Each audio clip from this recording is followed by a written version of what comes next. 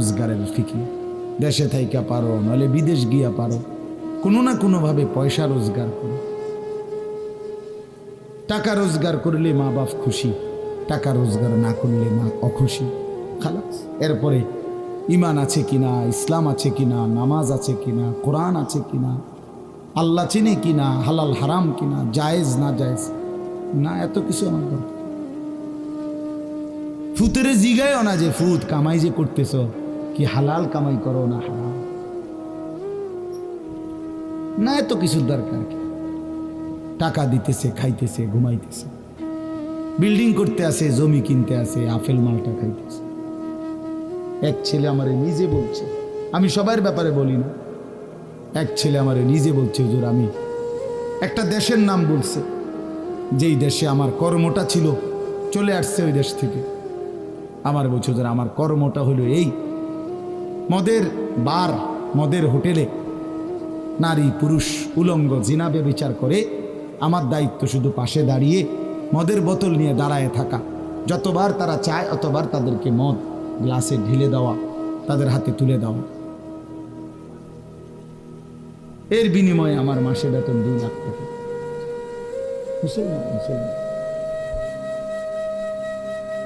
মুসলমানের সন্তান, বাংলাদেশের সন্তান।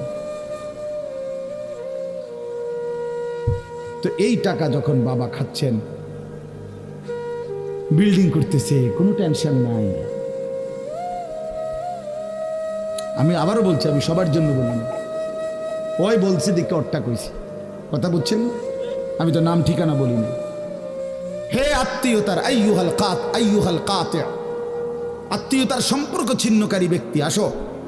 এই জন্য ভাইয়ের সাথে যুদ্ধ করছো, বোনের সম্পদ নষ্ট করছো, চাচারে সম্পত্তি দাও নাই, এই জন্য, এই দুনিয়ার জন্য নাও, এখন না, এখন যা লাগে নাও।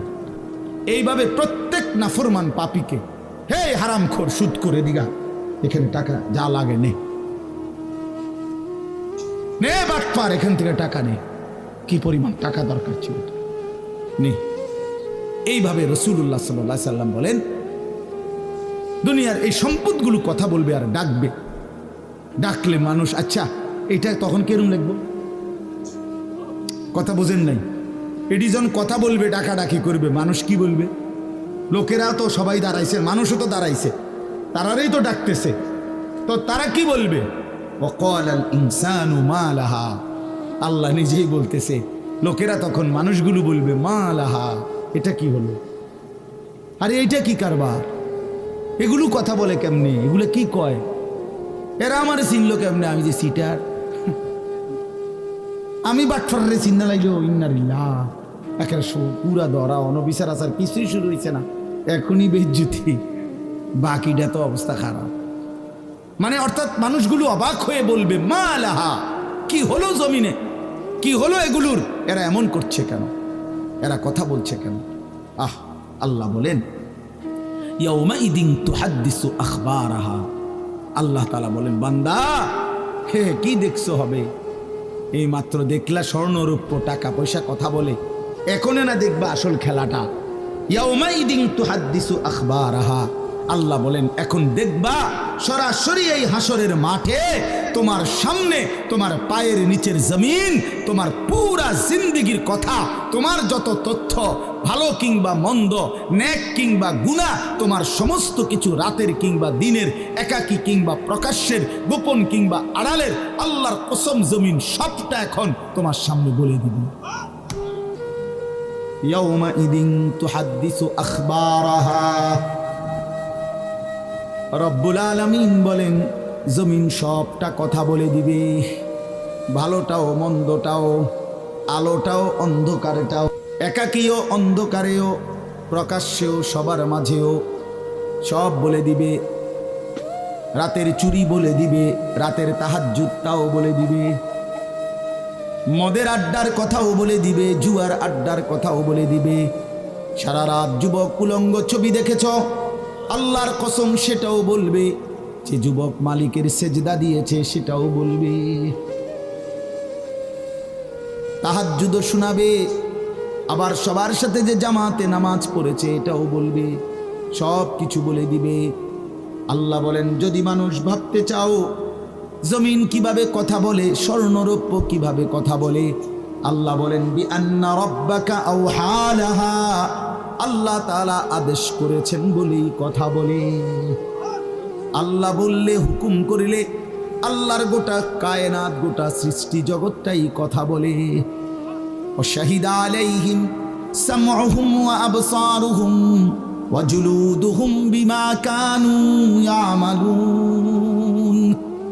আল্লাহ বলে হাসরের ময়দানে বান্দা, তোমার কান, তোমার চোখ, তোমার সারা দেহের চামড়া, জুলুদুহুম, তোমার সারা দেহের চামড়া হাসরের ময়দানে তোমার পুরা জিন্দেগির কর্মকাণ্ড বলে দিবে।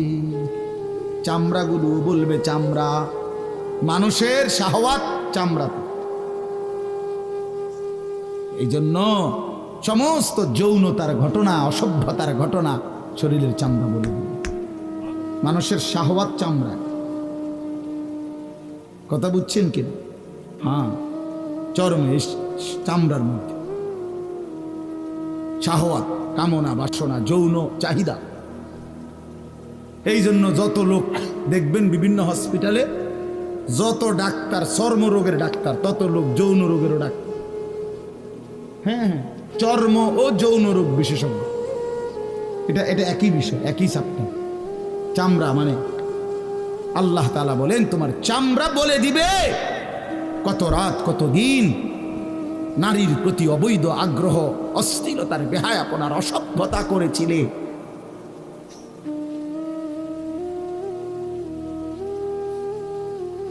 হায় হায়। এজন্য নওজোয়ান ছেলে তোমরা সবাই ভাই কষ্ট করে বসো, যে যে পাশে দাঁড়িয়ে আছো আল্লাহর ওয়াস্তে বসো।